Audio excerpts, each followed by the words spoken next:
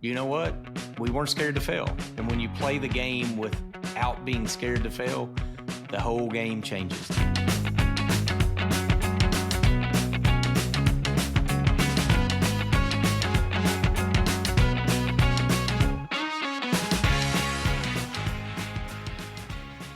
Hello, welcome to Hired, the podcast. I'm Travis Miller, and today joined by friend Jim Shaw.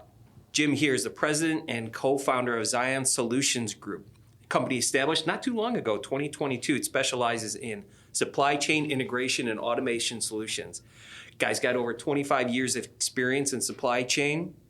He's got a proven track record leading successful projects, driving innovation, and his expertise encompasses supply chains, operations, systems integration, material handling, and logistics. This man is passionate about fostering a culture of engaged employees and building dynamic partnership relationships. In addition to this, he's also the host of the burgeoning podcast, The Zion Experience, and he serves on the advisory boards for the JB Speed School of Industrial Engineering at University of Louisville and the Supply Chain Advisory Board at the University of Georgia's Terry College of Business. Sorry for the long-winded intro, Jim, but you got a hell of a bio. Thanks for being here today.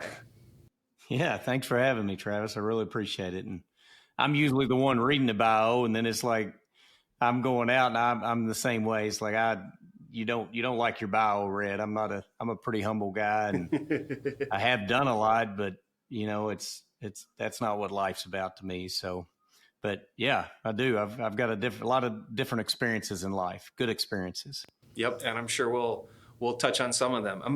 I'm interested to talk to you because I actually haven't talked to a lot of founders at companies as young as yours. And, I've been here for 15 years, but we're a 55-year-old company. And so I've never created something whole cloth. And I'm curious what that's like to build this baby of yours from the ground up with just you and a couple partners founding it. How did you decide on what the culture of the organization was going to be, and how did that relate to the mission and vision of the organization, and what did you do to establish that? Yeah, so first it was I've been building smaller companies most of my adult life. You just don't realize it. You've got some people, I've got a concrete MBA. I had somebody say this the other day, and so I'm going to start using that. So I grew up on the concrete working for UPS, a lot of good business practices there, spent several years there at 17 years. I've started real estate companies. I had a construction, several different groups of real estate companies, nothing massive, but I built my first real estate company when I was in college and 21 years old. And, Zion was just an extension of a 25 plus year journey in what I've chosen to work in, which is the supply chain industry. And it was through a crucible that the decision was made. So you always have catalyst in life, or you have forks in the road. And we certainly had that. We were all the founders. There's four of us that started Zion 3 years ago. And we all had previously worked together. We were working together at a similar systems integration company, and that company was acquired by a private equity group. And so the directions went two different ways, right? And so we had working knowledge of the business side and aspect of what we wanted to create with Zion. The easiest part was like we knew what to do. We were running the company. We were the leadership. We were the heart and soul. Chuck, one of the partners, you can see Chuck behind me there. He's the one smiling with the black coat on. And Drew, and if I can move my head, Jordan's the one in the blue, and me. Those are the four of us. That's actually March of 2022 when we taped our About Us video that we did to just establish who Zion was. But so we all had working knowledge of the business practices, but there's a lot of things that put a company together. So you mentioned it. To me, it was foundational of what do we want to be. We call it, a lot of people, the industry's calling it mission, vision, values, right? Everybody knows that. What's your strategy? We've been going through the last year plus a business operating system that's called Pinnacle. It's kind of an offshoot of EOS. They call it core purpose, your core values, and then your brand promises. It's just different terminology for the same meaning. So we used vision, mission, value, and our vision was pretty simple. We wanted to deliver memorable experiences, and we wanted to guide intelligent change. We put our values down on paper, which were, traditional one-word values. We had those. And then the rest of it was just, it's how do you pull it together? And I've said this multiple times. I haven't done it in a while, but we had a pretty clear purpose at the time of we just wanted to work with good people. We wanted good partners. Good people plus good partners equals helping good customers, and everything else will fall in place. So you need those guiding lights, and we had it. We had the business mindset. Any of the four of us could probably be a standalone founder in terms of the actual application of our professional abilities. There's a financial aspect of it. We bootstrapped ourselves, and we got it started. We were fortunate. And then there's the aspect of how do you go get the business? That's where the fun came in, the chaos came in, and the real hard work and rolling your sleeves came in. But it started, Travis, with just what did we want our vision to be? Deliver memorable experiences and guide intelligent change. We've transitioned that a little through Pinnacle. Like I told you, to our core purpose is to leave a positive impact on the lives of those we touch. Our brand promises now are deliver memorable experiences, guide intelligent change, and you don't get the B team. And our core values are better together, unwavering commitment, and be bold. And there's some terminology behind what those are, but that's Zion. But it all came back to, it's a really simple equation: good people, good partners, helping good customers. And if you do those things and you have the business practices in place and you have a little bit of luck, and you've got that purpose that you wake up and look for every day, that's how Zion started. It was as simple as that. And then we went out and we got to work and we found customers and we established the branding. I could go down a whole hole of what we did in terms of building the business out and the branding effort behind it, and ultimately how we secured our first jobs. But it was really an extension of what we'd been doing. I look at it as more of a rebranding effort, and that's what we did. So how do you hire for that, for the good people? It's one of the hardest things to hire for. Anybody can go out and use any number of tools to find resumes and backgrounds that match a skill set that you're looking to hire for.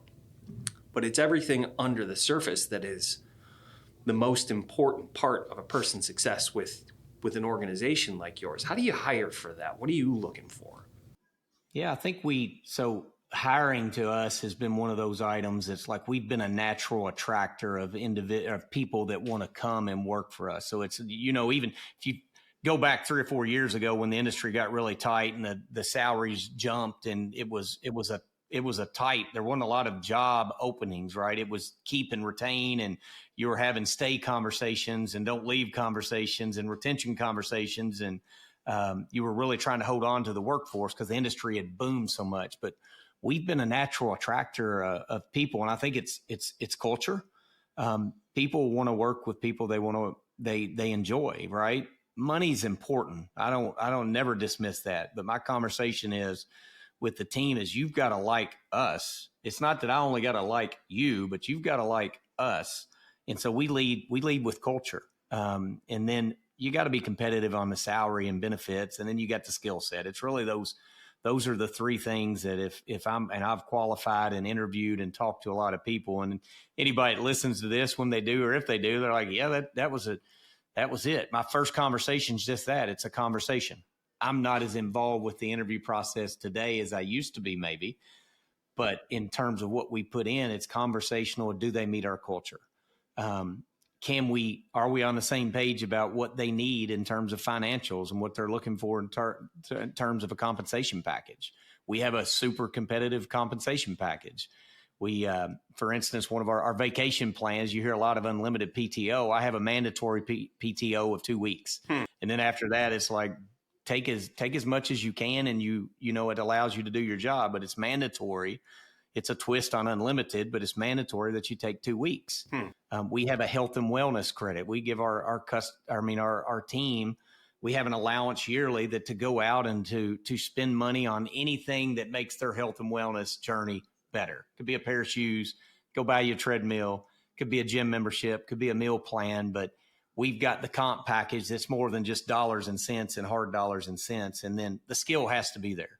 And as far as skill, we're at a unique place in terms of the generations. We've got 2 or 3 different generations that are all meshed together. And I'm probably going to get this wrong, but you've got the baby boomer generation that's kind of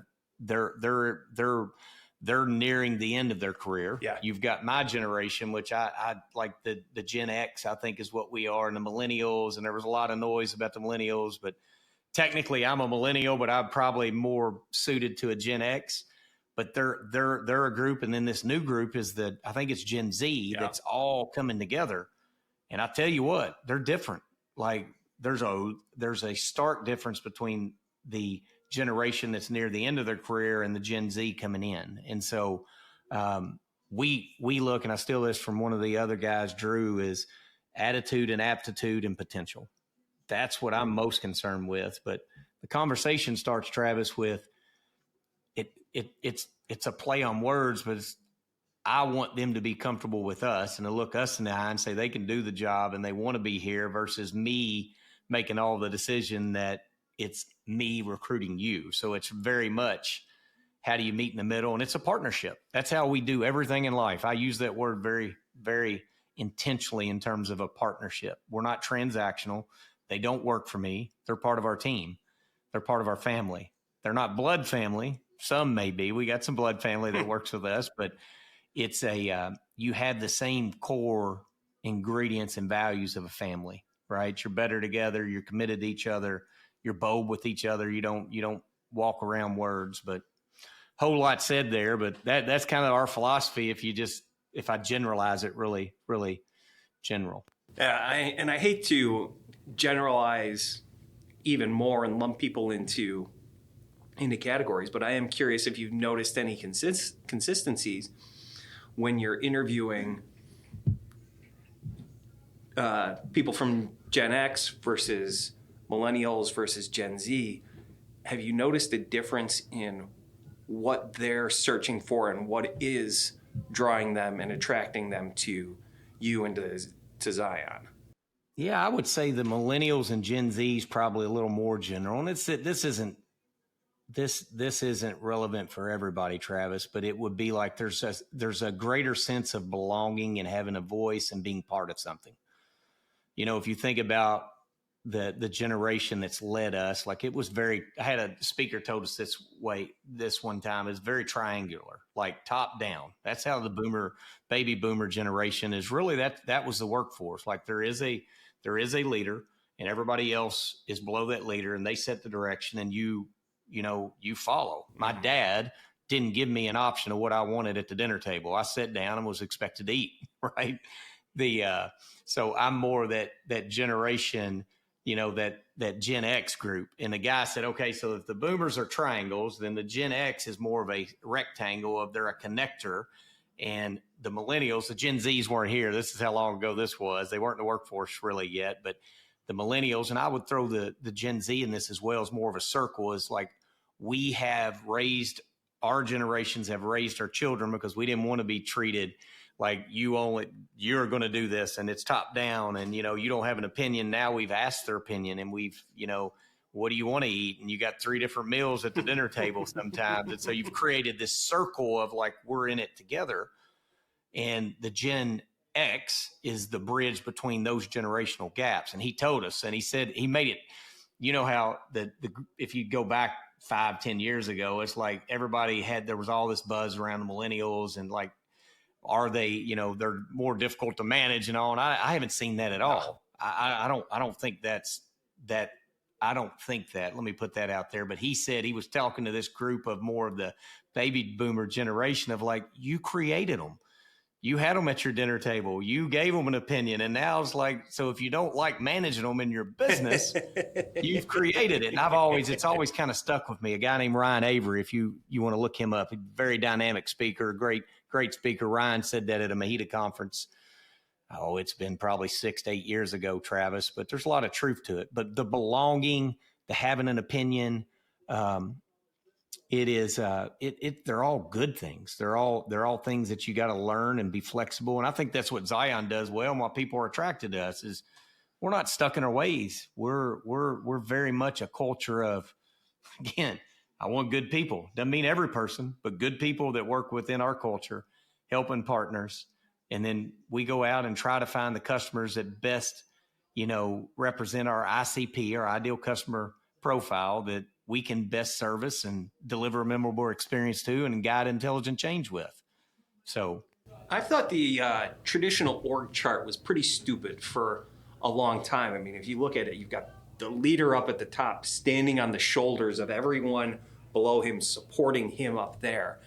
And for a long time, I've always thought that it should be reversed. There is generally an individual or small group of people that are setting the mission and vision for the organization. But they're the roots, they're the base, and they're building everyone up above them towards the heavens to collectively work together and become a living, breathing community to achieve that mission and vision. And I'm not sure how many leaders out there still have that mindset that I'm the top of the organization and everyone is below me.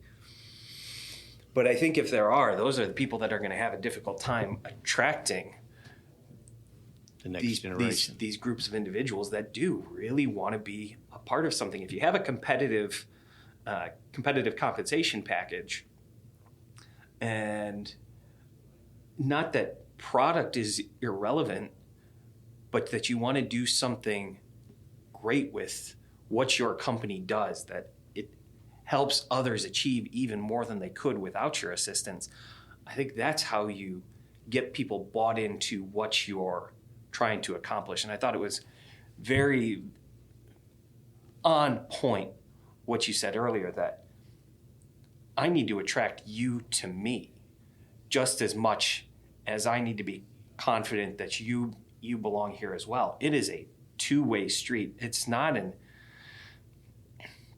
I don't think of it as an interview anymore. I mean, it's such a common phrase that we're never going to get rid of it, but it's just got to be a conversation. It can't be a one-way interview, because then you're never going to get people bought in. I think the companies that don't evolve, Travis, I think the companies that still manage like you're in 1990 or 2000s, you're not going to attract the talent because the business environment's changed. I don't know where your parents worked, where my parents worked. Like pensions were very much a thing. You had one job and you stayed there, and you don't have that anymore. In terms of, some people want to call it loyalty, and I'm like, you can't call it loyalty when there's not loyalty from the supplier. I mean, from the company down, right? There's what is loyalty. So now your decision making criteria is, what is the company doing? What's their purpose, right? What's their purpose? What's the culture and the people you work with? And then what's the comp, right? Mm-hmm. And I've got a good friend who's a teacher, and he's like, people won't leave for $1,000, but they would leave for $10,000 because that changes their life in terms of different sizes, different levels of compensation. And we're trying to build a culture to where the natural attractor and the people and what we do is not, it's not a much about the money factor side of it. That is important, but it's more about, I get to work with people I enjoy working with every day. I'm surrounded by those people. I get energy from those people. And anybody that's had multiple jobs, I've said this multiple times, like I left UPS, I left the last systems integrator. The hardest thing I left was leaving the people that I work with. It wasn't this name on the shirt. That's important, right? I'm not dismissing that. I'm really proud of this name on the shirt with Zion. I'm proud of everywhere I've worked. That's my natural. That's just my natural. I'm proud of where I work, right? Mm-hmm. But that's not why I worked there. I worked there because of the people, and I enjoyed it and the purpose that they were doing. And so I think the leaders that are blind to that are going to struggle to find the best talent and retain them and keep them. Yeah. Now, I will sell this. I'll tell you this, because I had this with the next generation and some of them, and it's not like there is a time and place for a leader in leadership. And so I think that's the bridge that companies are going to have to, that's the problem you're going to have to solve as you mix these multi-generational workforces together. In the generation I grew up with is there was a natural subordination to authority, right? And so if someone asked you to do something and told you to do something and their role was above you and they were the leader in the organization, like there was less questioning, there was less, I go do it. There was more, you fall in line, more, not militaristic, but more of a mindset of like, we have something to do, let's go accomplish it. There's a hierarchy. There's a hierarchy. That's right. Good word for it. So in this next gen, I tell my team sometimes, because we're small enough still that I lead marketing and business development. I'm very involved still in the business. Our founders are very involved in the business, but I am the president. So I've got direct reports that report to the president, but it's because I'm running marketing. And so I have this conversation we've got a young lady named Amelia she's just fabulous. She's done a great job with what we're doing. And, but I tell her I have to tell her sometimes whether I got my president hat on or whether I'm the marketing or I'm a team member hat. And I tell her to just look at me as any other team member. Like we're only as good as us together and getting it done. But then there are times where it's like this needs to be done. I know no one it's not fun work, but it needs to be done for the success of the business, or it's a tough decision we need to make. And so you have to have those conversations and be comfortable with them. And that's part of our career development and our individual development plans are our quarterly conversations. Mm-hmm. What's working, what's not working, what adjustments need to be made. What do you really enjoy doing? What do you maybe not like so much? And then you're constantly fine tuning that, but there is a time and place where there needs to be a leader. And I think companies will have to establish how they do that without going back to that just pure hierarchy of, well, do it because I told you so, yeah. Right? And my style's never been that way. My style is more of a servant leadership. I told you I talk a whole lot, Travis. I warned you about this, but mine's more of a service leadership. And so in the servant leadership, one of the books that I'm really attracted to and I try to read yearly or every other year is The Carpenter by John Gordon. Okay. And it's a super quick read. If you've never read it, somebody that's out there, it's looking, and it's just a really good book. And it's all about serving others, inspiring others, and how you lead others. And it's more based on a carpenter, the analogies back to Jesus Christ and how did he serve others and put others, ahead of himself. And a business is no different. It's really not. Like there's a time and place to when you need to lead, you lead, and we do, and I do. But otherwise I'm just a part of the team, and we're all there to, again, what's our purpose? We want to leave a positive impact on the lives of those we touch. Mm-hmm. And if you wake up every day with that light in front of you and that goal and that purpose, and it's pretty easy to get up and have some energy and passion on how you do it. If you've got good people you're working with, good partners, and you got some customers you're helping that are good, I go back to that equation, Travis. It's I try to simplify it, and we try to simplify it. But I want to take a couple minutes here to pick your brain about current state of the industry. And this podcast probably isn't going to come out for a couple of weeks, so the entire world could be different than it is today. But what are tariffs could double? What are some of the biggest challenges that you're seeing right now in the supply chain automation integration industry, and what are you doing to overcome them?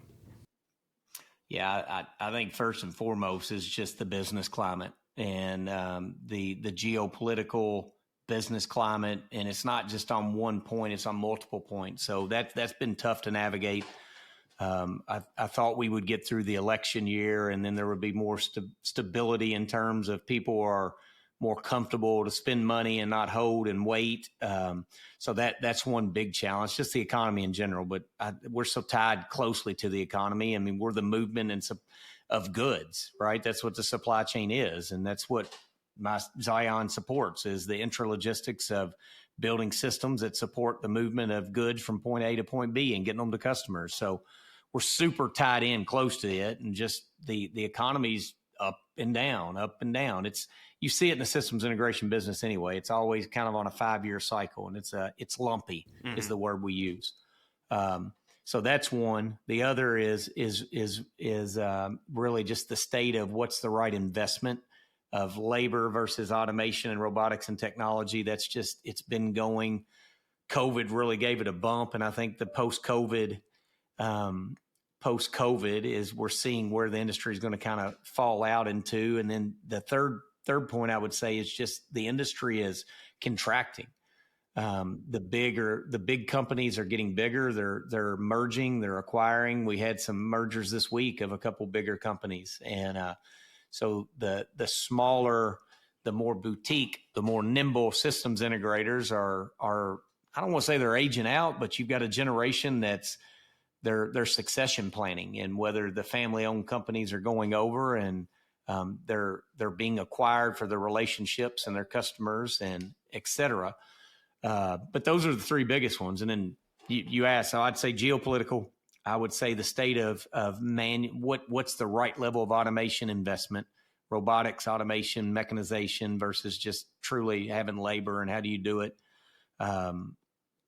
And then just the industry in general of it's a huge industry, but it's getting smaller, and the tier one bigger guys are getting bigger and the smaller are getting smaller, you know, and how are we, what are we doing to navigate this is we've made this is an investment year for us. So we had a really solid first 3 years. We were blessed with some really good business, really good customers. We're very thankful for that, and thankful we grew in this industry fairly quick. So we went from 0 to 30 people in, less than 24 or 36 months, which is, it's quick. That's a lot when that's what I have. I don't have a product. I have people. I'm a service-based systems integrator.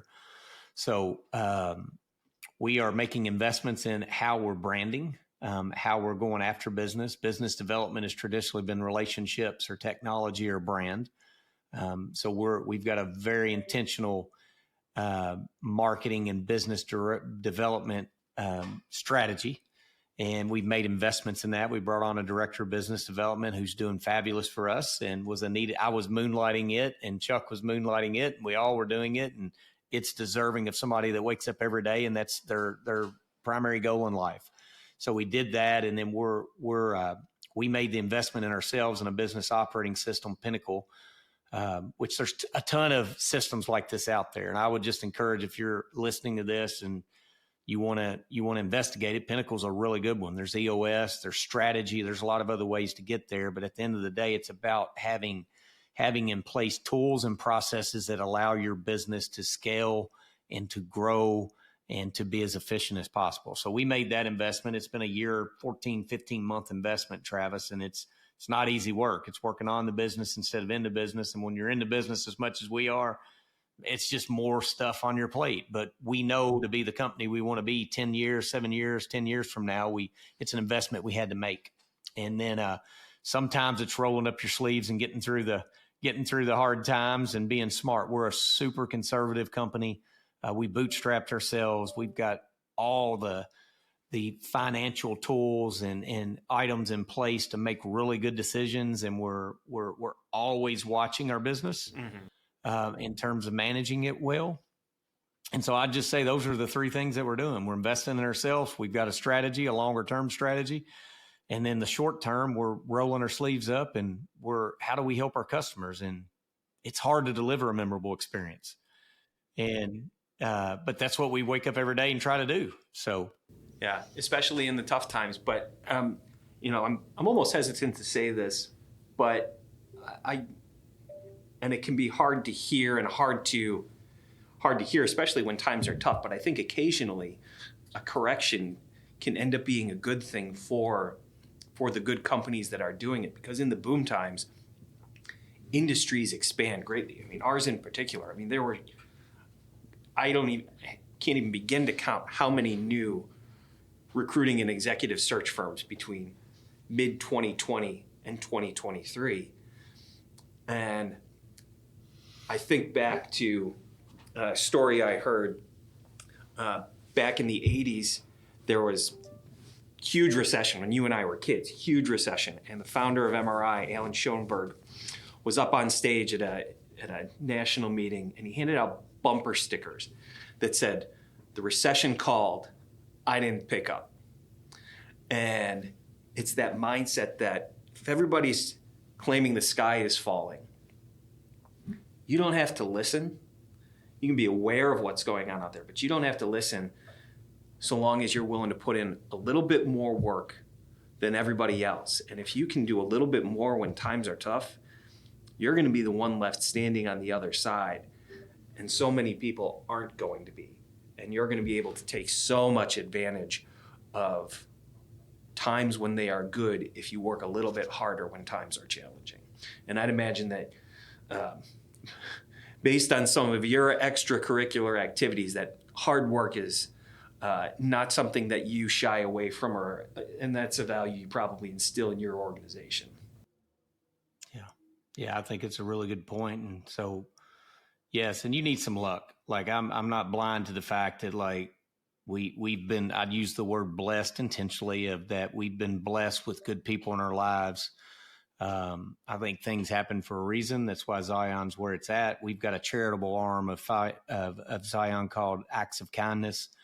We give away a substantial portion of our pre-tax operating profit and income, if you want to call it that. And I just believe that you need some luck. And again, back to that book, The Carpenters. Like we're here.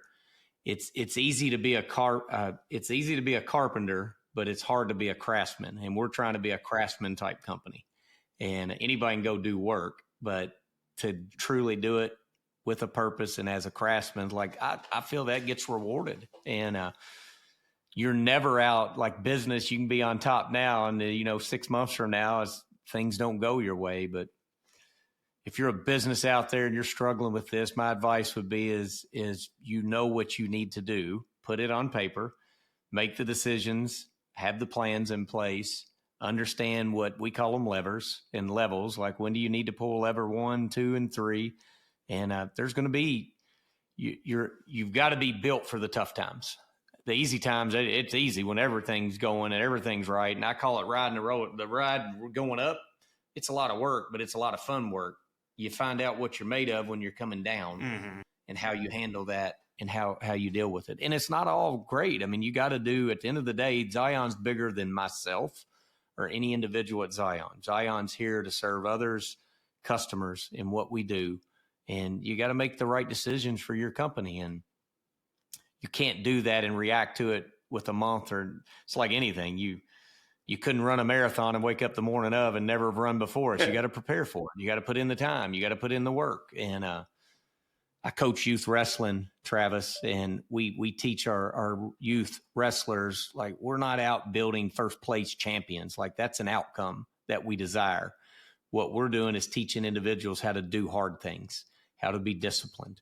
And we're developing men and women now, because there's a lot of girls in the wrestling sport, of like to be good husbands, to be good parents, to be good brothers, to be good sisters, to be good spouses, to be good grandparents, to be good employees. Like, I grew up in a small farming community, and we're blue collar, and my family was blue collar, and I never been scared of hard work. But you got to have more than hard work sometimes too. You got to have some other things that play into that. But good point. Yeah. I know what I can't control, so I focus on what we can control in the business. Like, I can't control what's coming next with Russia and Ukraine. Got zero control over it. I can't control if this escalates between China and the United States and tariffs and what happens. That's out of my control.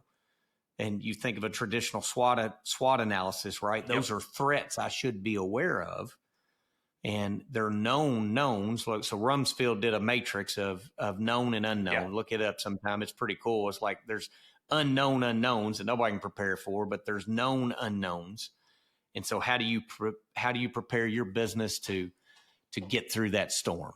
And What do you put in place now? How do you be smart? And every business is going to look a little different, but when you're not scared, I told you I talk too much, Travis, but I told somebody this, this just hit me of one of the first conversations I had when we started Zion. It's like, you know what? I've never been scared of failure.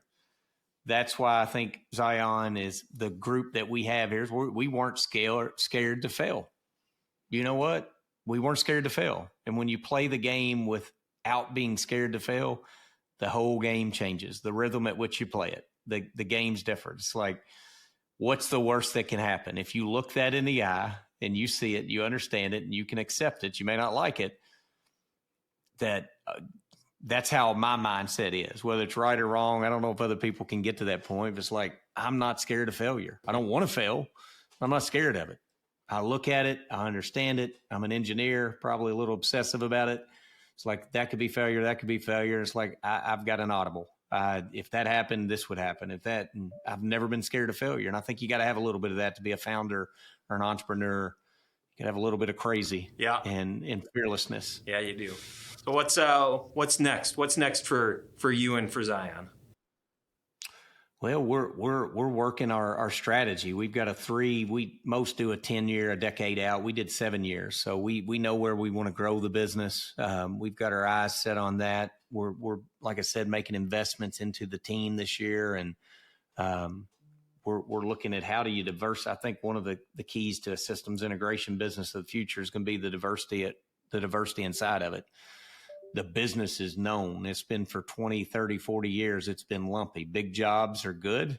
Small jobs are hard to bring to life. How do you balance between the two? You're only as good as your backlog and your bookings. And so how do you put in place good diversity of revenue, of using the talents that you have? And so that's probably our main focus of how do we work our strategy. You take 10 years, which are, again, ours is 7. You go back and you look at it at 3 years, and then you say, okay, what do I need to do this year? And then those are the important items. In Pinnacle, they call them rocks, Travis. Mm-hmm. And a lot of other strategies call them different things, but strategic goals, critical success factors. There's a lot of other terminology you can use, but they ultimately, these rocks are what's going to move us forward towards our 1-year goal that pushes us to the 3-year picture that we want to get, that's striving for ultimately our pinnacle, they call it, our big, hairy, audacious goal. If you've read Jim Collins' book, that pinnacle plays on it, and that's what we're doing. And then those rocks turn into actions, and those rocks turn into what do you wake up and do every day, and how do you balance that of working on the business while you're working in the business. And that's where Zion's at. That's what we're doing. We had so much success in the first 3 years that we're fortunate enough to be able to kind of see clear and look out at what we want to be and how we're going to get there. And it's going to be fun. So I'm excited to know you and watch you on your journey, Jim. Who are the people that could get the most advantage out of reaching out to you, and what's the best way for them to get a hold of you? You know, that's a good question. I'm not sure. I'm one of these people that I'm more than happy to talk to anybody that's interested in leadership. That's if you're thinking about starting a company and you just want, I don't know everything. I really don't. I'm just a guy. I'm willing to share what I do know. But if there's somebody out there, it's a founder, or you're a potential customer, obviously, we'd love to have a conversation with you. If you're a potential founder, an entrepreneur, and you've been thinking about it and you just want to talk to somebody that's maybe been through it, has a journey I can share, glad to do it. If you just want to meet me, I love meeting new people. Like Travis, you reached out. We didn't know each other, and here we are having a conversation. It's just I like talking to other people. I think you gain wisdom through that. I'm a relationship guy, and our network and our relationship sometimes is all we have. And just how you treat others, I think, resonates. It's an invisible thread that weaves through this world, and the industry's so small. I'm sure if we talked to 2 or 3 times, Travis, we'd know somebody that could, that we'd both know and be shocked by the fact that we both know them. But that's what I'd say. Yeah, anybody out there I'm open for any conversations. Nothing self-serving, but if you want to talk and I can help you, I'd be glad to share more with you. Sounds good. Jim Shaw, it has been a pleasure. Really appreciate it. Thanks to Noah Cuff, as always, our producer, has been hired the podcast. Talk to you again soon.